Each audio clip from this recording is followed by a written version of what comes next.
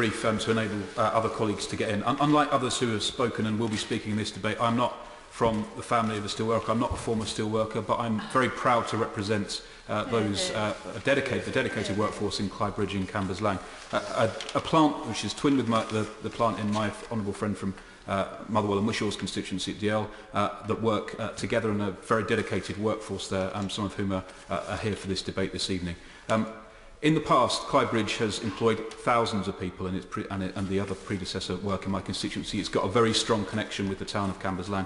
My concern is actually that without action from the government on some points that have been made, and a couple of points I'll make very briefly, we could risk the opportunity of not just having a proud industrial heritage but a bright manufacturing future for Clyde and for other steel plants. And that's the reality, and why all of us here are seeking to ensure that the government take these points very seriously today and going forward. And I think it was rather churlish of the Secretary of State to not recognise actually the contribution from the front bench from my honourable friend from Hartlepool was a responsible, reasonable position, setting out a range of issues which we want to see properly addressed. I'll touch on two very briefly. First, in relation to procurement, because I think this is vitally important. When we look at the amount of infrastructure opportunities that there are in a range of different industries, a range of different sectors in the UK and within Europe as well, there are real opportunities there for the UK steel industry to have a real significant part of that can sustain jobs and sustain an industry which is the foundation of a lot of our manufacturing base. It's a foundation which exists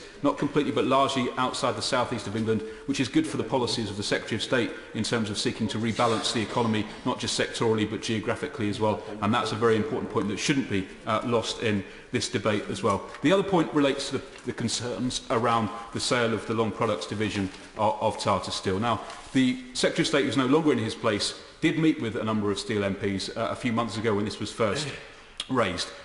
I hope the Minister of State will be able to respond to exactly what action he's taken then, because at that point he did talk a good game about taking this very seriously. In his contribution, he seemed to suggest he'd had one conversation. I think that is very, very disappointing, given the fact that Tata Steel have effectively said that this is their first choice, this is what they want to see happening, and the real danger that will have for jobs in my constituency and others, particularly given the record of Clesh and other places, which has caused significant and serious concern. I would also like the Minister to confirm that the work that the community and other trade unions are doing jointly with their appointed specialist consultants to come up with alternative scenarios that don't involve potentially leaving those jobs and those plants going into what has been a very poor record from Clesh in the future is being taken seriously by his department, and that there's full engagement of the officials in that department in those alternative options being looked at, because I think actually all of us here who represent plants from those areas will be much more confident and comfortable about the future if that future did not involve Clesh.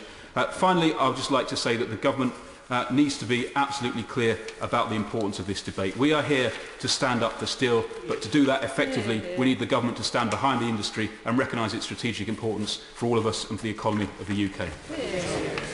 Nick Dakin.